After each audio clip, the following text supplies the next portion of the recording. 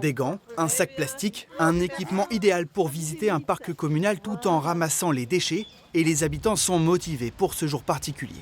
À dimanche, très tôt avec le changement d'heure, c'est parce qu'on est habitant de Gradignan. C'est une ville qui est très agréable à vivre, vraiment. C'est une ville dont on a envie de prendre soin. Nous, ça ne nous dérange pas d'avoir des gants et ramasser les déchets, même si ce n'est pas nos propres déchets. La ville de Gradignan organise depuis 4 ans une mission nature où les volontaires peuvent ramasser les déchets sauvages.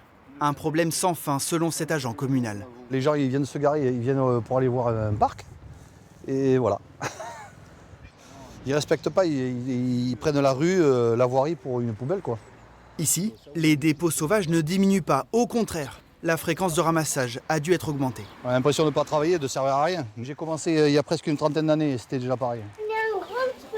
Les détritus ramassés dans les parcs ou les rues de la ville sont ensuite pesés. Principalement des mégots et puis beaucoup de petits papiers plastiques. Et on a ramassé des canettes. L'initiative pédagogique lancée en 2022 aimerait faire bouger les lignes, mais l'effet se fait attendre.